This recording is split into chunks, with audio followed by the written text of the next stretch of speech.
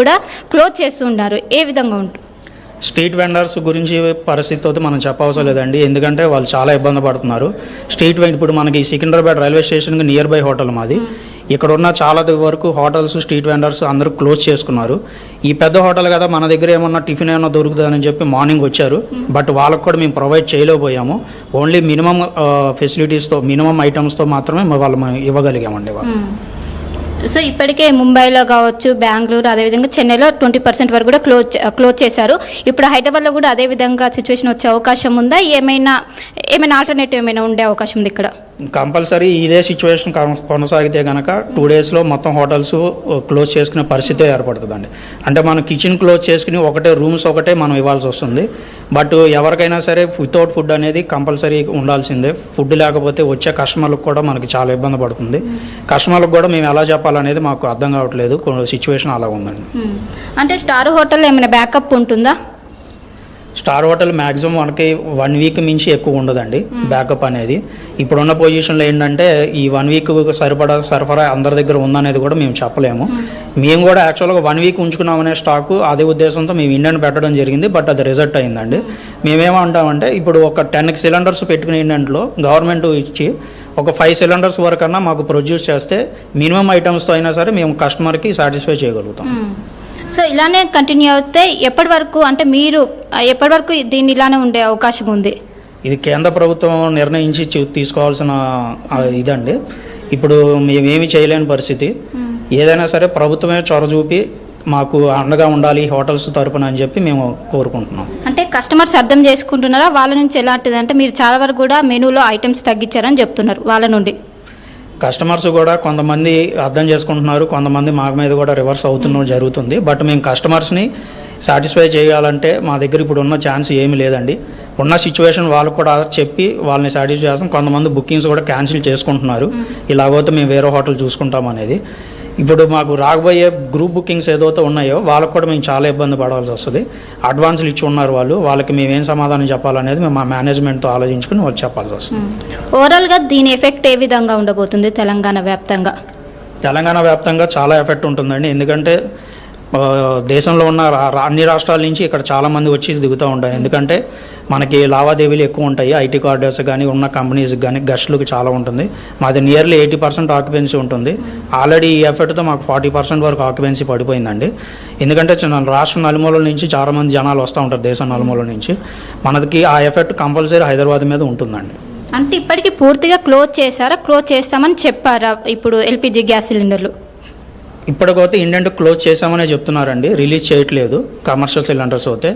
ఈ 2 డేస్లో ఏమన్నా ప్రభుత్వం ఒకవేళ వాళ్ళకి ఏమన్నా ఆదేశం జారీ చేసి ఇండియన్కు కొద్దిగా తగ్గించన్నా ఇవ్వండి అని చెప్తే కనుక మాకు హోటల్స్కి మాకు చక్కగా ఉంటుందండి. సో విద్యార్థులపైన ఎఫెక్ట్ పడుతుందంటారా? కంపల్సరీ అండి. ఎందుకంటే ఇంట్లో ఉండే అందరూ కూడా ఐటీ కార్డర్స్ వాళ్ళందరూ పీజీస్లో ఉంటారు. ఆల్రెడీ మార్నింగ్ నుంచి స్టార్ట్ అవుతుంది. అది అందరూ నోటీసులు జారీ చేశారని చెప్పి మాకు కూడా తెలిసింది. ఏంటంటే పీజీ హాస్టల్స్లో కానీ ఎక్కడ కూడా ఫుడ్ అనేది లిమిటెడ్గానే ఇస్తామని చెప్తున్నారు. బట్ బేస్డ్ అపాన్ వాళ్ళ గ్యాస్ ఉన్నబట్టి వాళ్ళు ఇస్తారండి. నెక్స్ట్ ఇంకో 2 డేస్లో వాళ్ళకు కూడా గ్యాస్ సరఫరా ఆగిపోతే మొత్తం ఆపాల్సి వస్తుంది కదండి. సో దీనిపైన ఏ విధంగా అంటే ఇలానే కంటిన్యూ అవుతే ఖచ్చితంగా ఒకవైపు, ఎందుకంటే హోటల్ రంగం అనేది మేజర్ రోల్ ప్లే చేస్తూ ఉంటుంది. సో దీని ఎఫెక్ట్ ఎలా కంటిన్యూ అయ్యే అవకాశం ఉంది మన స్టేట్లో? ఎందుకంటే మన గస్ట్లో నేషనల్ వైడ్గా ఇంటర్నేషనల్ వైడ్గా కంపల్సరీ వస్తారండి హోటల్స్కి అనేది. హోటల్స్లో ఫుడ్ లేకపోతే కనుక చాలా ఇబ్బంది పడాల్సి వస్తుంది. వచ్చిన గస్ట్కి మనం సాటిస్ఫాక్షన్ చేయలేం. కస్టమర్ కానీ ఎలాగ రియాక్ట్ అవుతారు అనేది కూడా మాకు అర్థం కావట్లేదు. చాలా ప్రాబ్లం ఫేస్ చేయాల్సి వస్తుంది. చివరికి ప్రభుత్వం ఏంటంటే కంపల్సరీ మాకు కమర్షియల్ సిలిండర్స్కి కనీసం 5% అయినా సరే టోటల్ హోటల్స్ ఓవరాల్గా ట్విన్ సిటీస్లో ఉన్న హోటల్స్ కన్నా కంపల్సరీ 5% అని రిలీజ్ చేయాలని చెప్పి కోరుకుంటున్నాం.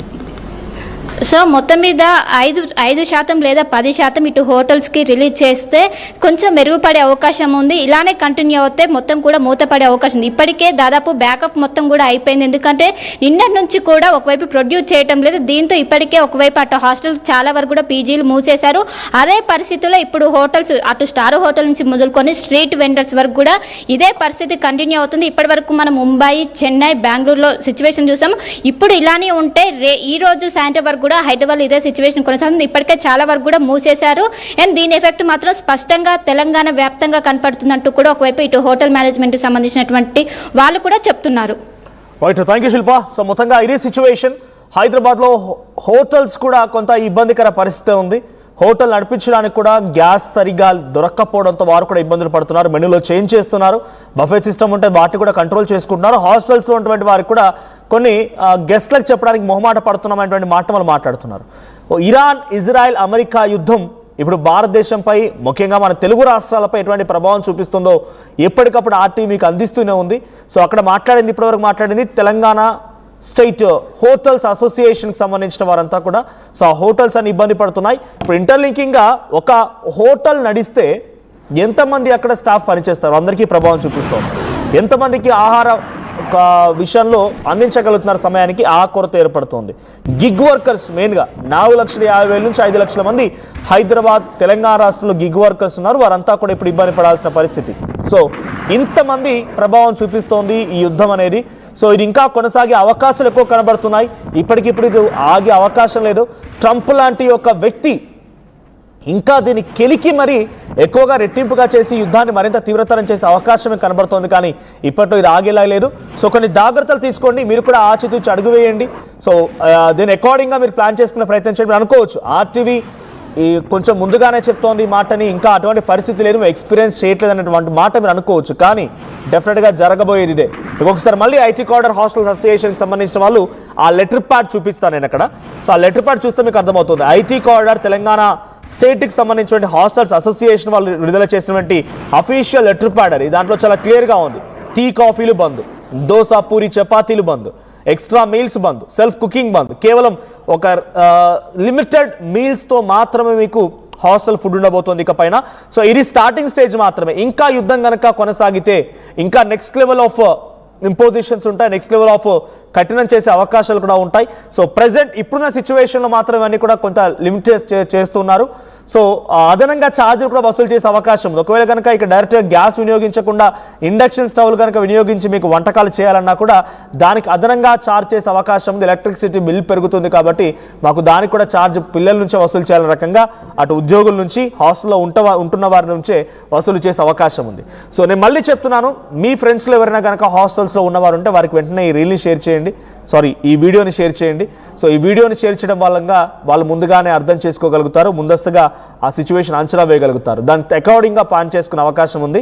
So do plan accordingly. ఈ యుద్ధం మాత్రం ఇంకా కొనసాగే అవకాశం ఉంది. ఇది ఒక స్టార్టింగ్ స్టేజ్ ఆఫ్ హర్డిల్స్ మాత్రమే మనం యుద్ధంలో తెలుగు రాష్ట్రాలుగా, భారతదేశంగా ఎదుర్కొంటోంది. ఇది మరింతగా ఎక్స్ట్రీమ్ అయ్యే అవకాశం కూడా ఉంది.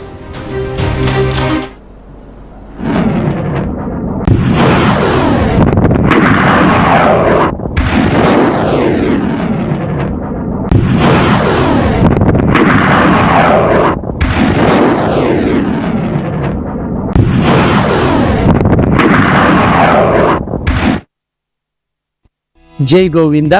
అనంతరాజ్ ఆశ్రయ్ వారు తిరుపతి ఇంటర్నేషనల్ ఎయిర్పోర్ట్కి ఎదురుగా ఎంఎన్సి కంపెనీస్కు మధ్యలో మెడికల్ కాలేజు మరియు ఇంటర్నేషనల్ స్కూల్స్కు అతి చేరువలో అనంతరాజ్ ఆశ్రయ్ ప్రాజెక్ట్ను కన్స్ట్రక్ట్ చేస్తున్నామండి. కేవలము 19 లక్షలకే మీకు 2 BHK హౌస్ను అనంతరాజ్ ఆశ్రయ్లో పొందవచ్చును. చిన్న చిన్న ఆనందాలు 35 ఏళ్లుగా నా జీవితంలో లేవు. 35 ఏళ్లుగా నేను డైపర్లలో బ్రతికాను. 6 సెంటీమీటర్ల ఫిస్టులా నా మూత్రాశయంలో లీక్ కారణమైంది. ఎవరూ నాకు సహాయం చేయలేకపోయారు. ఏఐఎన్యూలో